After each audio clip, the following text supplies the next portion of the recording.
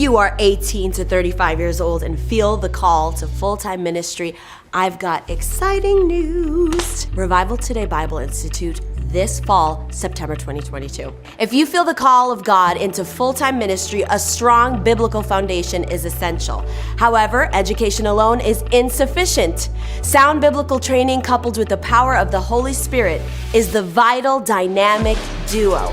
God has called Jonathan and I to open up a training school that offers live, on-campus classes to equip the next generation in fulfilling the call of God in their lives. Revival Today Bible Institute's mission is to raise ministers of excellence who deliver the gospel of Jesus Christ in word and in power. Will you join us? Will you join us in seeing this generation transformed by the gospel of Jesus Christ? If you want more information or you want to apply, go to revivaltodaybibleinstitute.com. I love you. See you there. Hello, everybody. I've got some exciting news. We are in the process of launching a faith-based credit union, and so we'd like to welcome you to fill out a survey that is going to be used in the application process. You can go to revivaltoday.com/credit union and fill that out. And thanks ahead of time for filling it out and being a part of this great journey in the world of finance.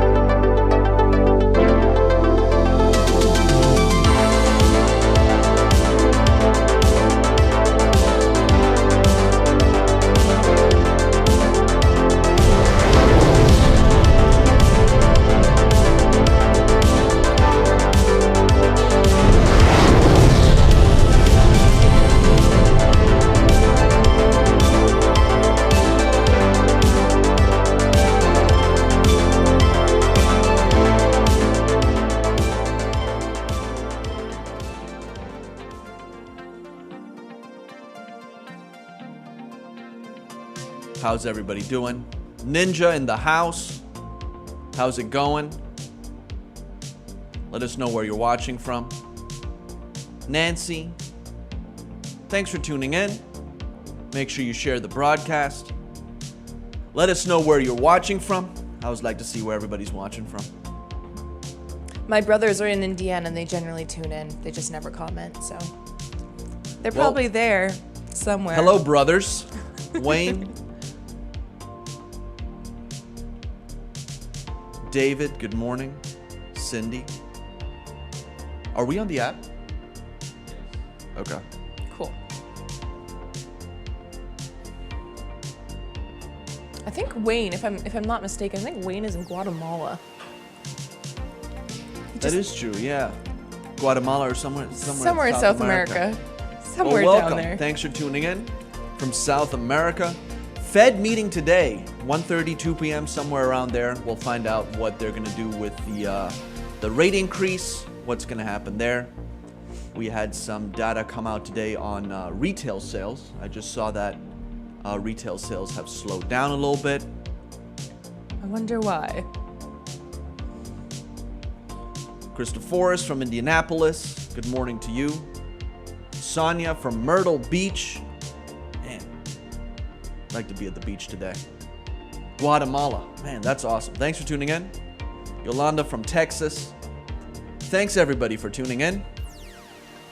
We got some news today. We found out the real reason for crypto's decline, which might or might not be clickbait, but we'll find out here in a couple minutes. It's not clickbait. It's not. Getting his freshly brewed coffee. Matthew from St. Louis. Michael, good morning to you. Eric from New Jersey. Awesome. Well, Matea, take it away. Cool. Let's check what's happening in the world. This historic win will bring back God to the halls of Congress. This win is for the people who were ignored for so long. This is a message that the establishment will no longer be tolerated. We have officially started the red wave. This is in the 34th District of Texas. Mayra Flores has won, overturning a long-term blue seat. So, like, it's actually a huge deal, this win. Can't really express it enough, but very happy that it's happening nonetheless. Next. Remy Bader, a TikTok star known for her realistic clothing haul videos, claimed that during a recent trip with other influencers, a ranch wouldn't allow her to ride their horses due to her weight. Just wanted to point out that this is literally what the news is reporting, and has nothing to do with that's from NBC. News. It's from NBC. And this is not just this ranch, it's every ranch, because you want to protect those horses from being crushed. But why is this news? I don't know. It just is for some reason these days. Next.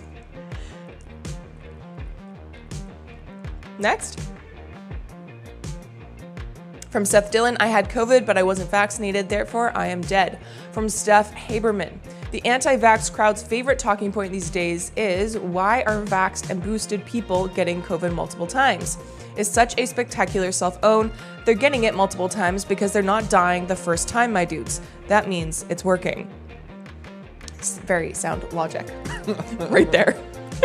Sonia, we'll get more info as we move further along in the application process. Right now, we're in the process where we need to get that survey filled out so that we can show the NCUA, that there's plenty of interest in a faith-based credit union, and then after that, we'll be releasing more information about it. And where can they go fill that survey out?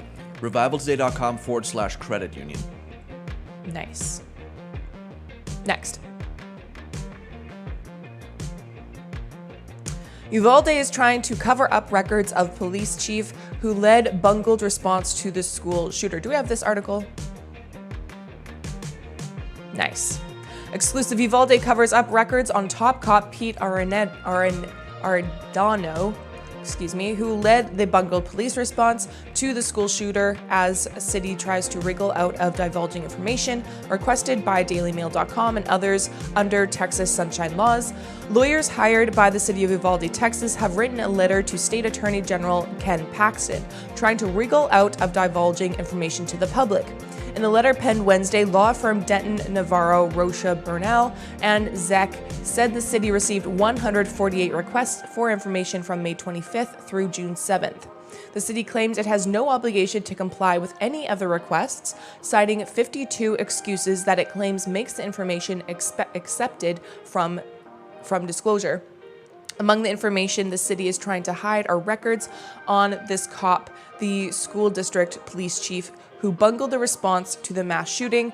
Arredondo, or how do you say that name? Arredondo? Yeah. There we go. Was in charge of the police response to the shooting at Robb Elementary School last month that led to 21 deaths. This was a very, very long article, but this was a good summary of it. And this police chief is now sitting on the city council. He got elected to city council.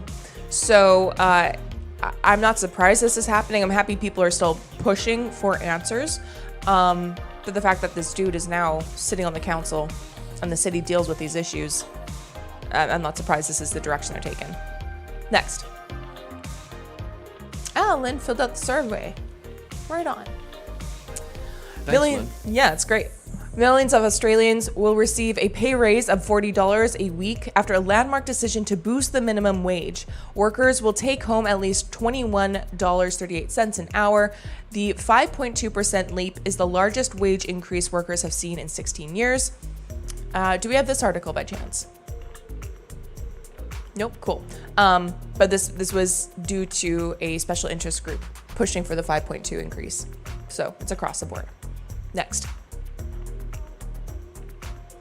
It's time to say goodbye to Internet Explorer. As of Wednesday, Microsoft will no longer support the once dominant browser that faded away as users found faster, less cache-prone alternatives. So you can say bye-bye to that E. That E is like indicative of my entire childhood. Me too. Every- It's like, actually sad. It's I was actually just kind of thinking. sad. Like that's all I've ever known. Well, up until now, but Next. Naveed, good morning to you. And Scott, thanks for tuning in. Go ahead. Sorry. No, you're good. Paul Joseph Watson. Oh no, a blockbuster movie that doesn't amplify your demented social engineering, the horror. Top Gun Maverick does not denounce toxic masculinity. It embraces it. Yes. And we need more of that. Yes. To Top be Gun. honest. All the way. I still haven't gone and seen it. The rest of my family I has. haven't gone to see it yet. Yeah. I'm just happy that there's like some toxic masculinity out there that they're showcasing. It's just masculinity. It's just masculinity. I wouldn't say it's toxic. You gotta It's be toxic to feminists. You have to be tough to fly. It doesn't matter whether you're a man or a woman. You Nope. have to be tough to fly one of those. Otherwise, you'll pass out. Yeah, it's true. It's true. Next. Let's blow that one up just a little bit more. Thanks. I know this makes zero scientific sense. They know it too. So why is it happening? Breaking the Israeli Ministry of Health announces the commencement of the booster shot, third jab for 5 to 11-year-olds. Kids who are recovered for 3 months or more can be jabbed too. So Israel taking further steps for some reason to make sure everybody is jabbed up.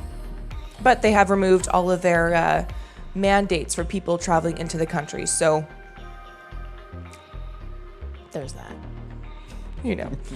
Next. I've never seen Predator Ninja. Just like almost every other movie. What am I doing with my life? The WHO will officially rename monkeypox over concerns of stigma and racism surrounding the virus that has spread to more than 24 countries. Yes. You can roll it. Why are they worried about the monkeys? Why are they equating WHO is also working with monkeys to partners and racism? experts from around the world on changing the name of monkeypox virus, its clades, and the disease it causes. We will make announcements about the new names as soon as possible. The global outbreak of monkeypox is clearly unusual and concerning. It's for that reason that I have decided to convene the emergency committee under the international health regulations next week to assess whether this outbreak represents a public health emergency of international concern. Happened in 03, happened in 08. But the whole thing is That's why been happening. it's been happening for decades. decades. Like they first knew about it, I think it was in the 70s. But it's not a pandemic. But like I was saying to you, I don't know if people heard. Joanne says they're bored. It's true. They have nothing else to do anymore. They're a useless organization. But I don't know if you heard, but I was telling Patrick, like, how do they equate monkeys with racism? Yeah, that's. Like, I mean, that's on nobody's them. mind goes there. No. Normal people's minds don't go there. Just the WHO. Next. Breaking arsonist firebombs pro-life state legislature's office. Seriously? Yep, go for it. This was in Washington State.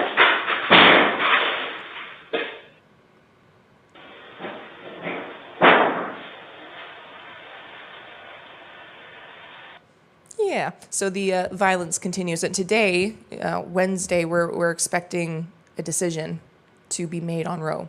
So Today? Yes. The Supreme Court? The Supreme Court is supposed to release their decision today. Interesting. Yeah, so we don't have footage right now of what's happening outside of the Supreme Court, but there were people camped outside all night on both sides, both pro-abortion, anti-abortion, and they're like waiting. It's going to be Nobody intense. was reporting that. Nobody. Oh no. Not even. It's I like read quiet. Breitbart this morning and I didn't see anything about that. No, in it's there. quiet. It's very interesting. They were expecting it on Monday to come out. Yeah. But when you look at how the SCOTUS puts out their decisions, there's specific days for specific kinds, like rulings on specific issues. So Yeah. it was either Monday or today. So that's why we say today's the big day. Interesting. See what happens. Next. Election alert, Trump endorsed Russell Fry, now leads 50-25 against pro-impeachment Representative Tom Rice in South Carolina's U.S. House Republican primary District 7. An estimated 89% of precincts are reporting. So this was late into the day yesterday, and Russell Fry has beat out impeachment. Markets are open. Dang, that was a loud bell. Oh, look at that. Dow Jones up 261 points. Patrick's going to have a good day. NASDAQ up 140 points. S&P up 36 points. Looks pretty good there. You got the little hand clap in there. I did. Yay. Oil is down to $117 a barrel. Gold is up over 1%. Silver's up over 2%. Bitcoin. Shall we take a look? Market is down 6.25% over the last 24 hours. Bitcoin at 21,396. Ethereum at 1125. BNB 214. Cardano 48 cents. XRP 31 cents. Dogecoin 5.3 cents. Avalanche $15. Man, how low can you go? XLM, where are they at? 11 cents.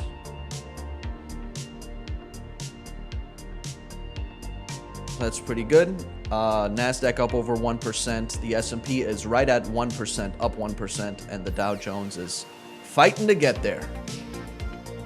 So it's looking pretty good. All right, what do we have in the financial news today?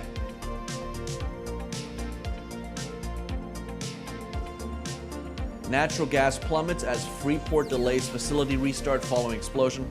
So Freeport McMoran is a natural gas refining company, and they had an explosion at one of their gas facilities. So basically what is happening is they can't rebuild because of that. It's liquefied natural gas, which they export overseas.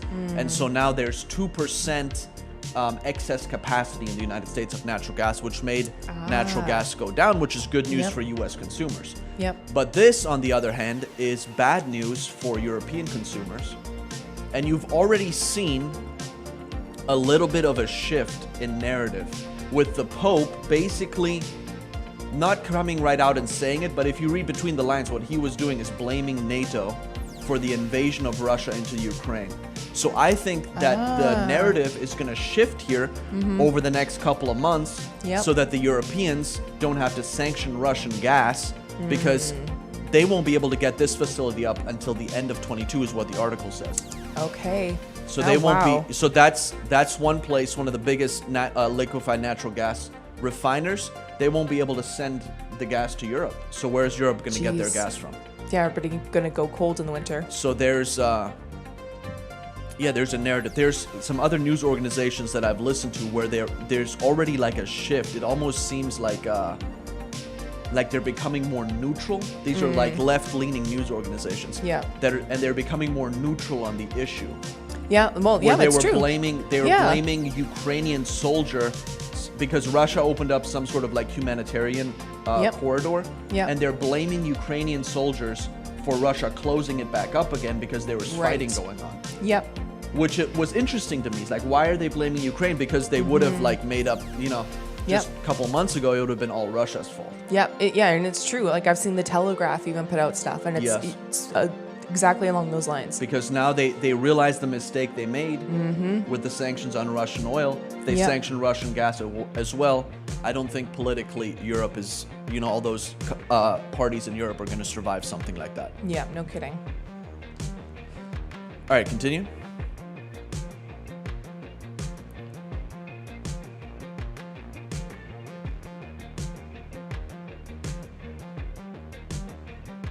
Sharon, yes, we are in the process of that, in the application process, and it will be available in all states. That's one of the criteria that we're filing for. And yes, we're working on all of those things. So natural gas prices plunged on Tuesday after Freeport LNG said its facility that had a fire last week likely won't be back up and running soon. But we already went over this. Next article. You said it much better than they could. Thank Just you. so you know. Thank you.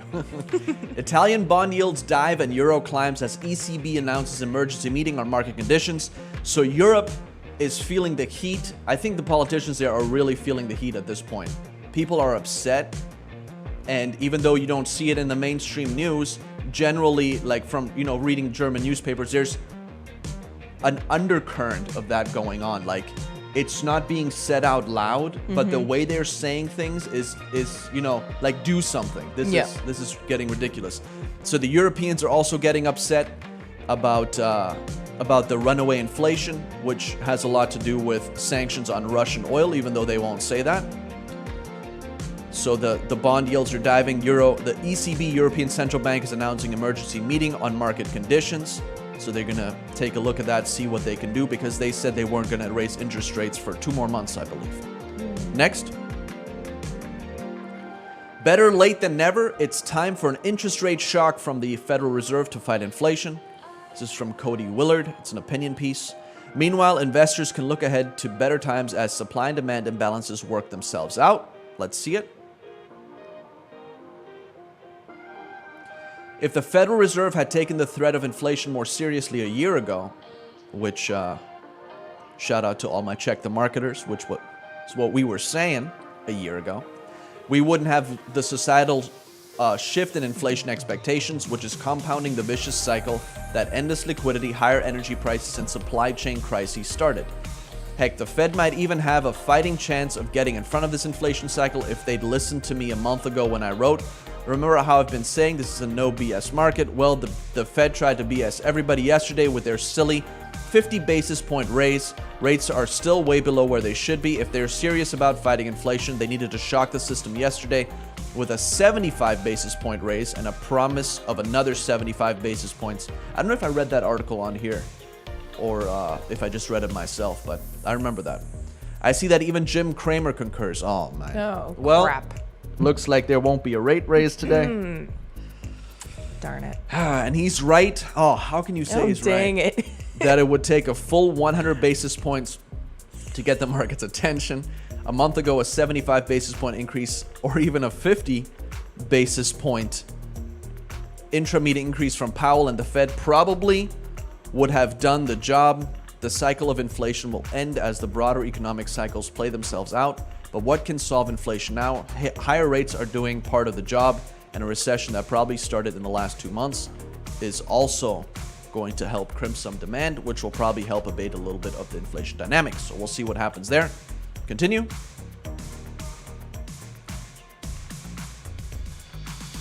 Yeah, back when they said it was transitory, that's right. And they all got it wrong, Michael. Because they were just looking at, the 2 months down the road, 1 month down the road. That's what they do. All those economists, they all just look. There was one economist from Harvard who got it right. What's his name?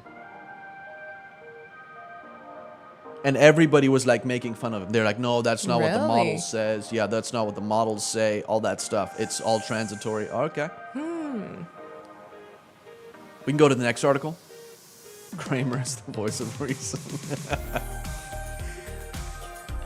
Those who buy stocks the day the S&P 500 enters a bear market have made an average of 22.7% in 12 months. Not a bad return. Nice. A shrewd contrarian strategy is to buy when the stock market drops 20%. Let's see it. Good news, investors. Wall Street is holding a sale, offering stocks at 20% off. You're not interested? That just means you'll only talk the talk about being a contrarian investor, but don't walk the walk. Now's your chance to buy when blood is running in the streets, as that famous contrarian Nathan Rothschild once said. If you're eager to buy stocks at the beginning of the year when the S&P 500 was 20% higher, why aren't you even more eager now?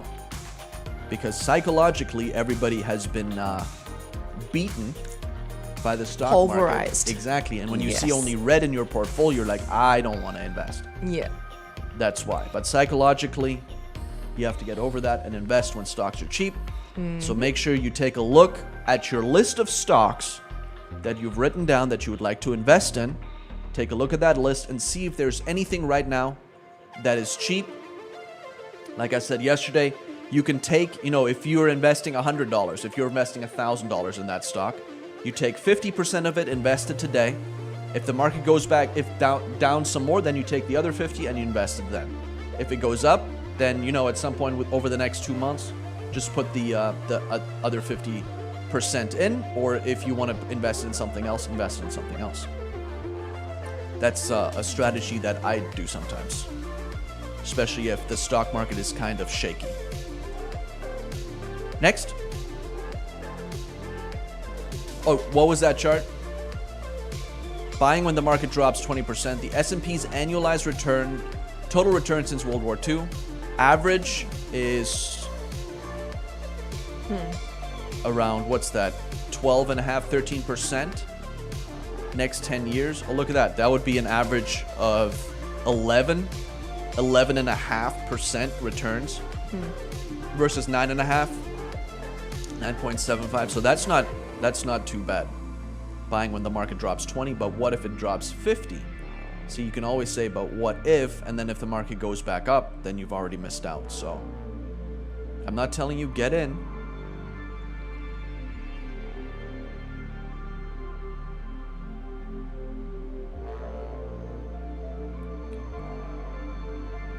Logan said, so I have a question. This morning I heard people telling people not to worry about retirement 401k because it's falling for everyone. But wouldn't a silver lining be that if your job adds to your 401k every week, then it goes back up? Yes. So over the 401k, that would be, your investment over the long term. So if you invest in your 401k, your IRA, or just a regular portfolio over 30 years and you're averaging in, then you're going to get that average stock market return of, whatever it is, 8-9%. Where it continues to grow year over year. You'll have some years like this year, there'll be years where the stock market goes up 7%. And it's, it's okay. It's an okay return. And then there'll be years where the stock market goes down 20% like it did in 2008, 30% that you lose on your 401k. But over the long run, it keeps going. It keeps going up. Right. So there'll be years like this. That's just how it goes. That's how investing goes. Continue. Natural gas could start to melt united front against Russia. This is from the Wall Street Journal. With storage levels low and geopolitical risks running high, it isn't taking much for natural gas prices to swing wildly. Just like that one little explosion did. Continue. There's a global market for natural gas, but when supplies are as tight as they are today, technical problems can still be painful local events. Prices for heating and power generation fuel have generally been moving in the same upward direction everywhere this year, as storage levels remain depleted and as Europe's geopolitical tension with Russia, a crucial natural gas exporter, escalates in the wake of Russia's invasion of Ukraine. But on Tuesday, they went in dramatically opposite directions. The US futures benchmark, the Henry Hub, plunged more than 15%, while the Dutch TTF benchmark surged 16% to nearly 13 per MMBTU. So that's the difference of gas prices between Europe and the United States. Huge difference. Continue. That's why I don't think they're going to put sanctions on Russian gas. So there you see the US benchmark, the Freeport LNG fire. That's where it dropped. It's because they can't export it. Which Russia is affecting a lot of things. I read an article. I don't know if it's true. I don't remember where I read it. I'll have to check up on it. But that Boeing is stopping the production of 737 MAX. Yep. Because they can't get certain alloys from Russia. Which is interesting. Yeah. So I think that all of these sanctions will probably, over the next couple of months, maybe a year or two, be lifted quietly. Yeah. Well, they have to. Yeah. Next. John has a question.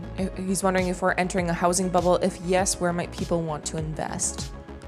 The house, with rate increases the way they're going right now, there is going to be a slowdown in the housing market. I've already seen by going on Realtor or Zillow or any of those other websites. I know if there's a Realtor on here, I'm sorry that I mentioned the name Zillow, but People use it. It goes, it's been like price cut $5,000, price cut $5,000, price cut $10,000. So there's already some signs of a slowing housing market. That plus mortgage applications are down, all that. So there is a bubble.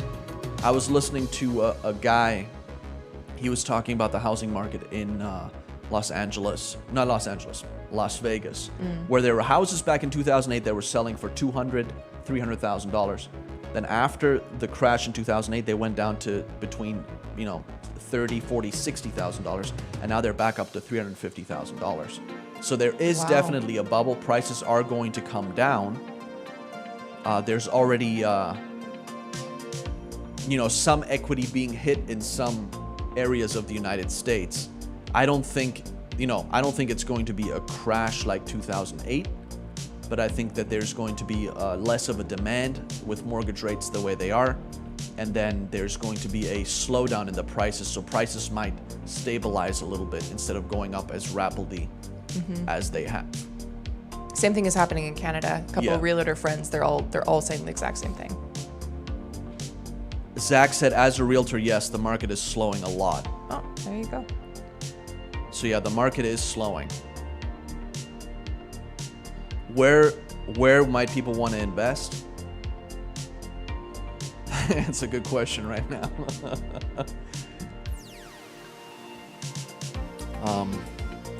Commodities are never a bad investment. There are places, there are places in the stock market where you can invest, where there's good stocks to buy. I should go over one right now. So this is Huntsman Corporation, HUN. This is a stock that I researched. I sold my Dow position, Dow Chemical, and I'm looking for another company. HUN, Huntsman Corporation. It's one of the world's largest manufacturers of chemical products. They have strong free cash flow, a good book values under the median for the last 5 years. Price to earnings is also under the median. They're fairly well priced at $30 a share. Could potentially go lower if the market goes lower, but overall I think this could be a good play. Pretty good insider ownership at around 3.6%. This was started by John Huntsman Sr., whose son ran for president that one year. What was that? 2008, I believe it was. You're about for the nominee? Yes. Huntsman, right? So his dad started this company, and I think his brother is the one that's the chairman of the board right now. So there is some insider ownership, but I like that they have strong free cash flow. They are paying down their debt, and they're still, even though the markets look choppy, they're still projecting increases in sales and earnings per share. They also have a 2.7% dividend yield. So these are the kinds of companies that I'm looking for, that have insider management, insider ownership, where people's names are attached to the company. So if the company fails, that's a bad look on you as an owner. And so those are the kind of companies that I'm looking for, that have a good amount of cash flow. So take a look at those. That would be something that I would invest in. You can also take a look at, energy is still booming as much as some of the energy stocks, and they've come down here over the last couple of days, so there might be a good opportunity to buy into some of those. I personally wouldn't do that. John says HUN has solid financials. They do. PIC and IEP paying good dividends. They're still good. Are they still a good pick? Yeah, I mean, if they're paying, as long as they're paying dividends, I think they're still a good pick. As long as they don't cut their dividends because of market conditions. But if you look at companies and you look at how they acted with dividends over the last couple of slowdowns, did they stop their dividends or did they keep paying them? Because if companies keep paying their dividends, then it's a good long-term investment. I think right now is a good time to look for long-term investments, especially if you're just starting out. So take a look at some of those companies. HUN would be a good one for you to take a look at. See if that's one you'd like to invest in. And then if the housing market does slow down, it's good to stay on the sidelines. If the housing market does go down a little bit, it could be a good opportunity for you to pick up a second property if you already own one, a rental property for the future, something like that, or just some property in general. If you take a look, see where your city is expanding to. Where's industry expanding to, because that could be the next area that could be built up, and then take a look at some land there. It might take 10 years before you sell it, but you might sell it for a good solid return of investment. Yes, take a look and see what they did in the past for sure. Because they might have high dividends now, but if in the last downturn they stop paying dividends, then the stock's going to plummet anyway. So take a look at that as well. Thank you, John. I appreciate that. All right, and if you would like to invest in oh no, hold on. We got to put that one tweet up from Kramer. The real reason for crypto's decline. Oh, jeez. Michael, you were right. Oil is not going down, so oil is crashing, I'm telling you. Jim Cramer said that. That was yesterday. What's it at today? Oil is down today at $118 a barrel. Ooh, that's like $4. Yep, from yesterday. From yesterday. Next. There are fortunes made in crypto. Why Jim Cramer recommends buying Bitcoin or Ethereum. Bitcoin, negative 48%, Ethereum, minus 65%. Thank you, Jim Cramer. Let's hope he comes out with a tweet soon. Why Bitcoin and Ethereum are the right bets according to Jim Cramer. We should have seen this coming. Yeah, Michael, you were right about it.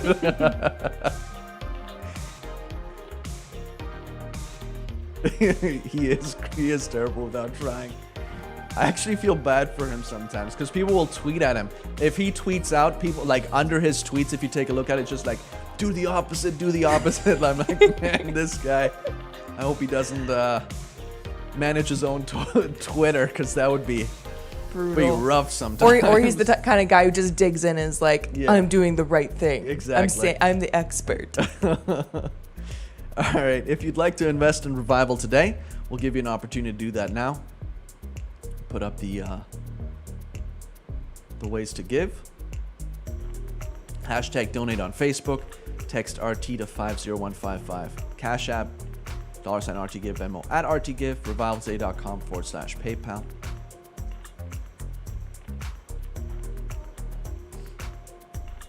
Cryptocurrency. You can also send check to Revival Today, P.O. Box 7,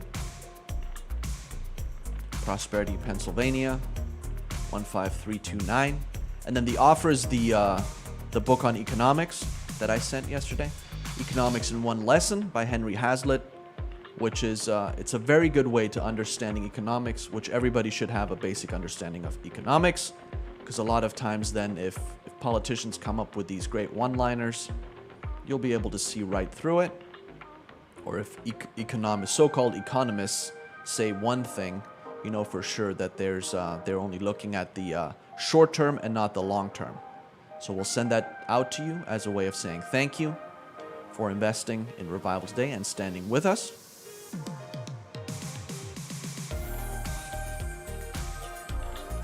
If there's any stocks you'd like me to take a look at, let me know.